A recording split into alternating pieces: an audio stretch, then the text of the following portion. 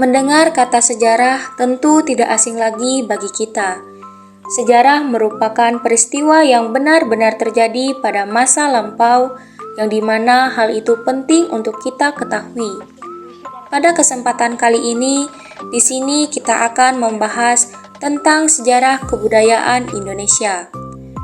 Teman-teman, ada yang tahu peristiwa apa saja yang terjadi pada sejarah kebudayaan Indonesia?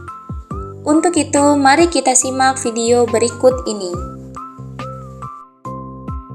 Yang pertama yaitu masa prasejarah. Pada masa prasejarah, tercipta jembatan-jembatan darat antara daratan utama Asia Tenggara dan bagian barat yang memungkinkan satwa mencapai bagian selatan Nusantara sampai Pulau Jawa. Antara 4.500 dan 5.000 tahun yang lalu, kegiatan cocok tanam, perdagangan, dan peternakan sudah dilakukan di Indonesia Timur. Pada masa prasejarah akhir, masyarakat sudah mulai mengembangkan adat dan gaya seni sendiri, termasuk perkakas batu canggil, gambar-gambar berwarna pada dinding gua. Selanjutnya kita beralih pada masa Hindu-Buddha. Agama Hindu-Buddha dikenalkan oleh pangeran-pangeran yang berkuasa di kerajaan-kerajaan kecil Indonesia, yang dipengaruhi oleh para pendeta dan brahmana dari India. Kerajaan-kerajaan di Kalimantan bagian timur dan Jawa bagian barat merupakan kerajaan yang paling tua dan mengalami perkembangan masing-masing sekitar akhir abad ke-4 dan awal abad ke-5, yang dipimpin oleh raja-raja yang telah menganut agama Hindu aliran Weda. Adapun kerajaan Hindu yang berada di Kalimantan bagian timur yaitu Kerajaan Kutai yang dipimpin oleh Raja Mulawarman. Sementara itu, kerajaan Hindu yang berada di Jawa bagian barat yaitu Kerajaan Sunda yang dipimpin oleh Prabu Siliwangi. Kerajaan Hindu-Buddha di Jawa Tengah berkisar dari abad ke-8 sampai abad ke-10 Masehi di bawah dinasti Sanjaya dan dinasti Sailendra. Dinasti Sanjaya menganut agama Hindu aliran Siwa, sementara dinasti Sailendra menganut agama Hindu Mahayana atau Vyatyana. Dinasti Sailendra adalah sebuah dinasti yang memerintah di wilayah Jawa Tengah. Pada wilayah yang dikenal sebagai Mataram kuno, kerajaan yang disebut sebagai Kerajaan Sailendra ini mencapai puncak kejayaannya pada masa pemerintahan Raja Samaramatunga. Adapun salah satu peninggalan dari kerajaan Buddha ini adalah Candi Borobudur. Dinasti Sanjaya merupakan dinasti yang juga memerintah di wilayah Jawa Tengah. Kerajaan yang diperintah oleh dinasti Sanjaya ini juga disebut dengan Kerajaan Mataram kuno. Kerajaan ini mencapai puncak kejayaannya pada masa pemerintahan Raja Sanjaya. Raja Sanjaya dikenal sebagai pendiri ibu kota baru kerajaan Mataram yang disebut sebagai Mataram Hindu. Adapun salah satu peninggalan dari kerajaan Hindu ini yaitu Candi Lorojonggrang atau Candi Prambanan. Setelah masa Hindu-Buddha, selanjutnya yaitu masa Islam. Pada abad 13 ditemukan makam Islam kuno di Aceh.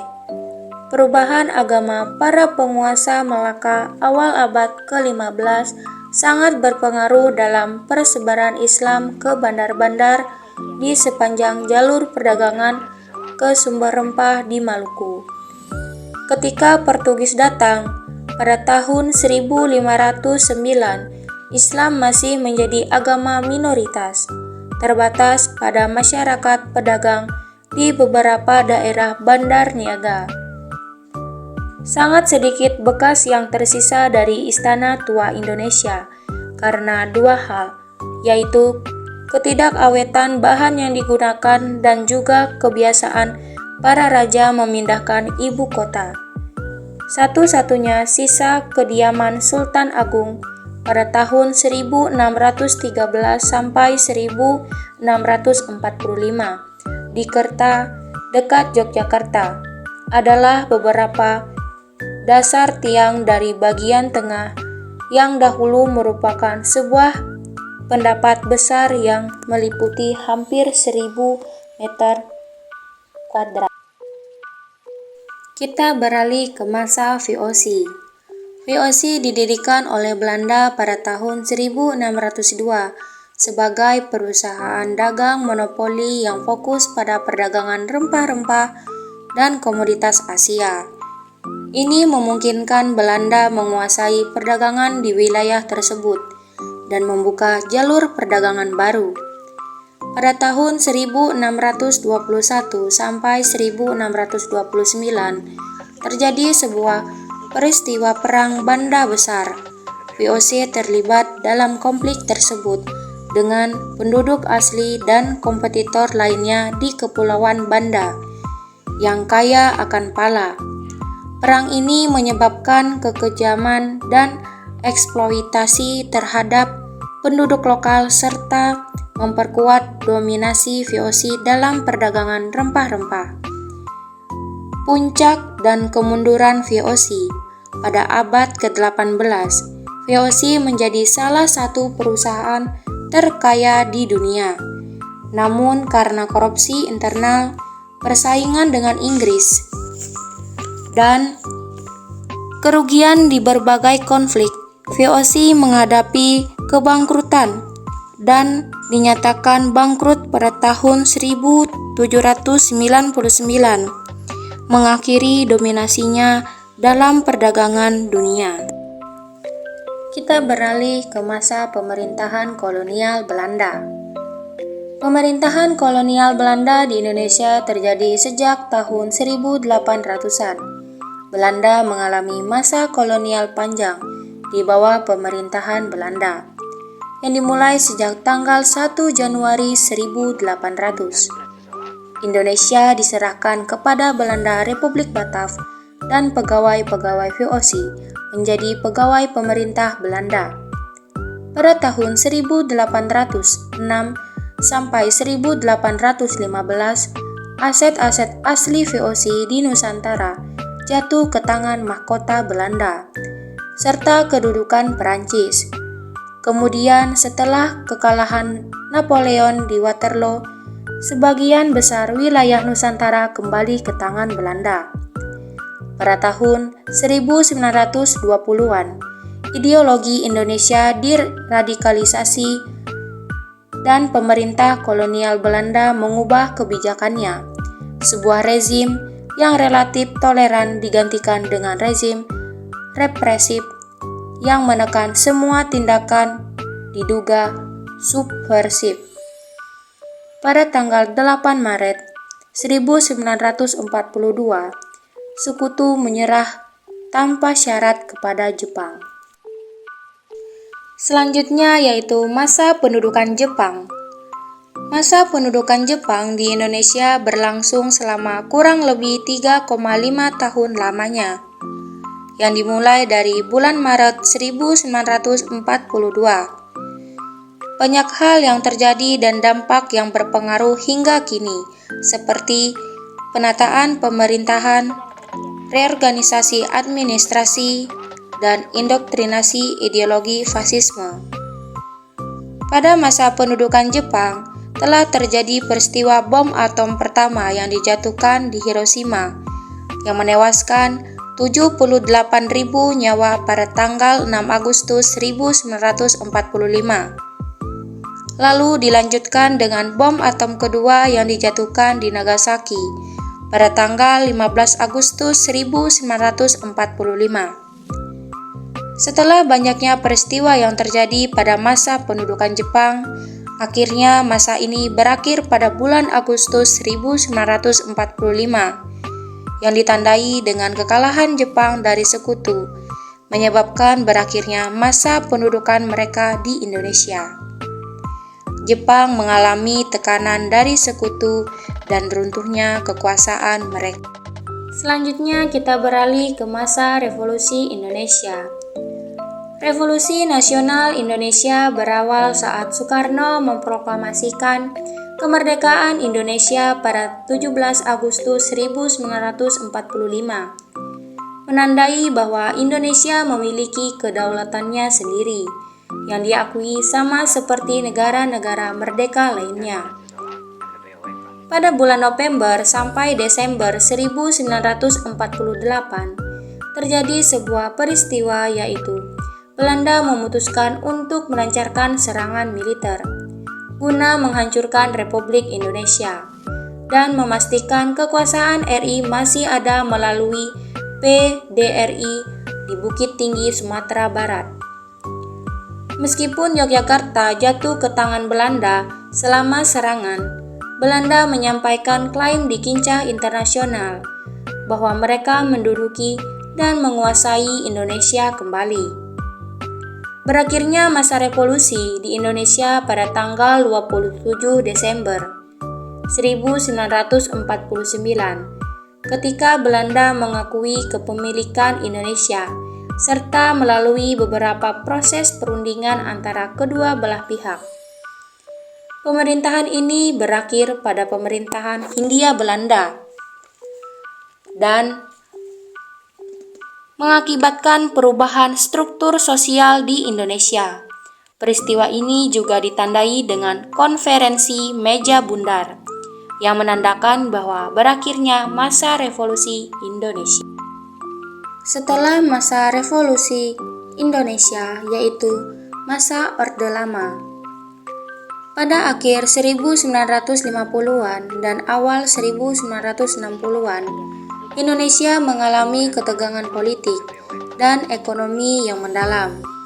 Konflik politik ini terjadi antara partai-partai politik, korupsi, pertikaian antar golongan nasionalis, dan partai komunis.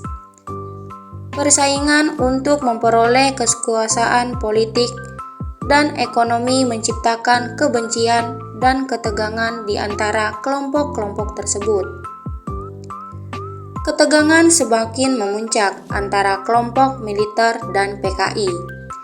PKI dituduh berupaya menguasai militer dan memiliki pengaruh yang kuat dalam lembaga pemerintahan dan tentara. Sementara itu, PKI menuduh kelompok militer terlibat dalam konspirasi anti-PKI dan menindas anggota partai. Ketegangan ini menciptakan atmosfer perpecahan dalam struktur militer dan pemerintahan. Pada 30 September 1965, terjadi upaya kudeta yang dilakukan oleh Partai Komunis Indonesia terhadap pemerintah Soekarno dengan merencanakan pembunuhan sejumlah perwira tinggi TNI Angkatan Darat. Aksi ini berhasil digagalkan dan diikuti dengan penangkapan dan pembunuhan sejumlah tokoh militer dan politik yang dianggap terlibat. Setelah ketegangan politik dan kekerasan pasca G30S pada 12 Maret 1966, Presiden Soekarno menerbitkan Surat Pemerintah 11 Maret atau Super Semar yang memberikan otoritas kepada Letjen Soeharto untuk mengambil langkah-langkah darurat guna menjaga stabilitas nasional. Ini menjadi titik awal pengambilan alih kekuasaan oleh Soeharto yang membentuk Orde Baru. Selanjutnya yaitu masa Orde Baru dan Reformasi. Pada tahun 1967, Soeharto dilantik menjadi presiden kedua. Peristiwa yang terjadi pada masa Orde Baru dan Reformasi pada tanggal 8 Agustus 1967, Indonesia mendirikan ASEAN dan kantor kesekretariatan bersama Malaysia, Singapura, Thailand, dan Filipina melalui penandatanganan Deklarasi Bangkok. Pada awal tahun 1970, terjadinya peristiwa Malapetaka 15 Januari atau Malari.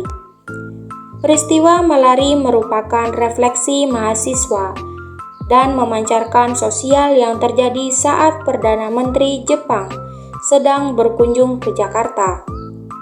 Demonstrasi tersebut dipicu oleh serangkaian protes yang dilakukan oleh pihak oposisi dan mahasiswa. Hasil dari peristiwa tersebut meliputi kematian dan perwakilan masyarakat, serta peningkatan kebijakan pemerintahan Soeharto. Selanjutnya terjadi peristiwa Trisakti, penembakan terhadap mahasiswa Universitas Trisakti oleh aparat keamanan pada tahun 1998 yang membunuh 4 mahasiswa dan melukai puluhan lainnya. Peristiwa ini memicu kemarahan masyarakat dan meluasnya gerakan reformasi. Itulah sebuah peristiwa yang terjadi pada sejarah kebudayaan Indonesia. Demikian video ini dibuat, semoga dapat bermanfaat untuk kita semua.